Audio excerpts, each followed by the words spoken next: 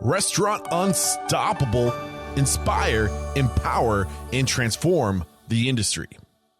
And we don't have to get too far down the restaurant road, because what's awesome about being able to speak to the two of you is because I don't get to talk to people who do what you do, which is invent products and market your products to restaurants and venues across the world. And this is going to be a great lesson if we're somebody who loves the creative side of the restaurant industry, and we want to create food, and we are passionate about just food in general and creating that creative element, but we don't necessarily like the idea of being stuck in a line or making the same. I don't know where I'm going with this, but I think you're kind of picking up what I'm putting down. What are some of the other options? And one of the other options is exactly what you do. So today's going to be a lesson in how to do what you do. I want to, if we're listening to this, like, I like that path. What would you even define your business as? What do you do? Well, all right. I am a research chef. Okay. That's my qualification. And there is the Research Chefs of America. It is a position now. It's very different from being a line chef, a line cook. It's a combination. It's called culinology. It's a combination of science and culinary skills. And it's a different approach to food. So it attracted me because at home, my father was always creating dishes. And my dad had been a tail gunner on a B-17 over Germany. Okay, he flew 37 missions and lived. Wow. By the time you crossed 30 missions, your survival rate was 10. Your chances of survival were 10%. And he never ever understood why he lived and didn't die. He was very guilty about that, and he would never talk about it. And he just, that haunted him his entire life. And he had, if he had known he could do R&D work, I think he would have been a much happier person than he was. Even though he ended up going back and getting a PhD. Unfortunately, he died right after he got his PhD in English literature. That was his passions were literature, music, and food. So it is a guy that finally went after the literature part of his passion, and that made him a lot happier human being. Okay. Because he wasn't out before then. So you're a research chef. That's the category you would fall into. Right. And Cajun Kettle Foods would be considered what type of business? We're a food manufacturer or processor. Okay. All right.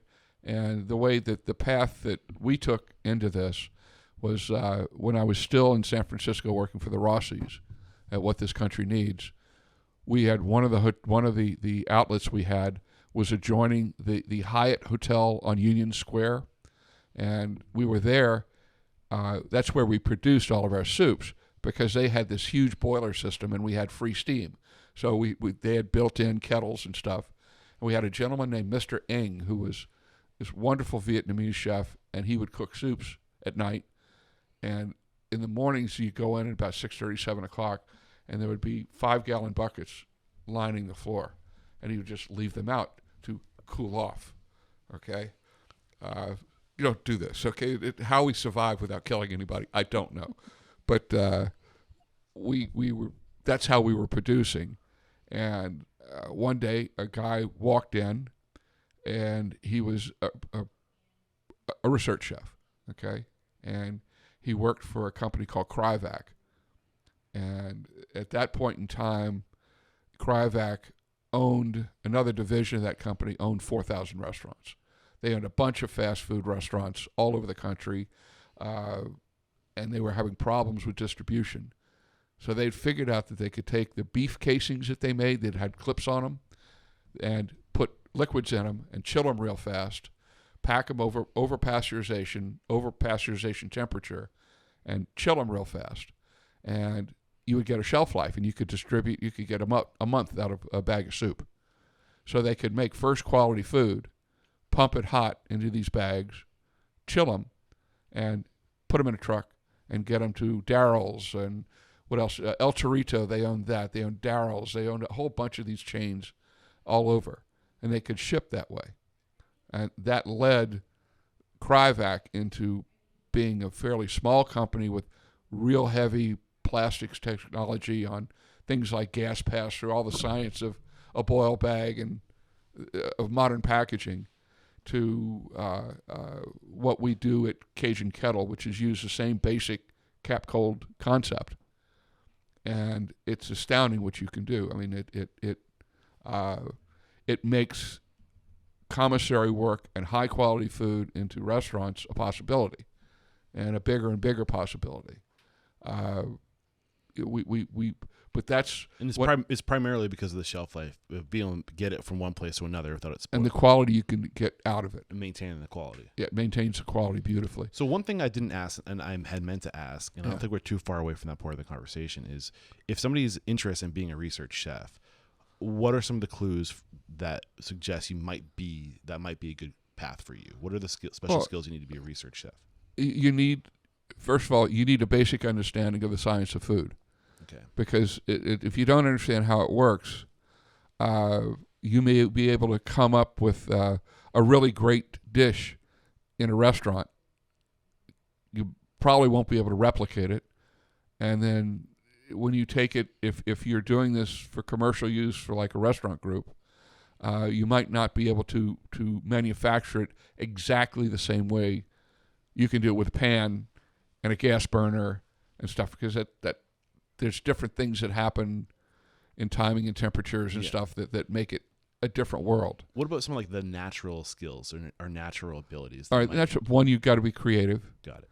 Two, you have to have a science bent. You have to be able to understand the science part. Three, you have to have some kind of mechanical aptitude, because you have to understand the mechanics of what's going to happen. It's an amalgamation of things, a combination of things of things like that. So at what point do you think that maybe this is right for you? This is what you want to do? Well, if you've been on a line, you love the food side, you're interested in the side of why does it work this way, and how do I make it work this way every time, and you're tired of the stress of line work, you can go. A lot of guys that are my friends that are exec chefs and so forth, you get tired of all that management and stuff like that, and you can move into this. Yeah. And a good executive chef has a very good salary. And, I mean, you work for the great food companies of America. There's all kinds of us out there. Yeah. I mean, is it safe to say as an executive chef, there's maybe a little bit lower of a ceiling that you hit versus there maybe being a much higher ceiling in this vertical?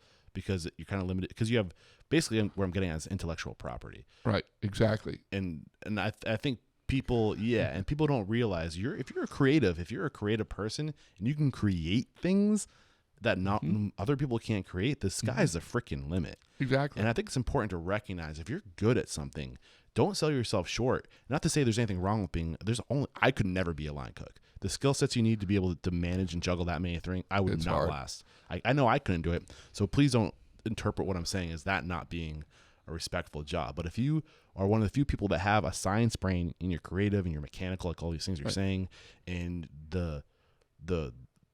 you don't necessarily want the wear and tear if that's not for you, the kitchen, this is a really great career path for you. So, but we don't get to learn from people who take this path, which is why I'm really excited to talk to you.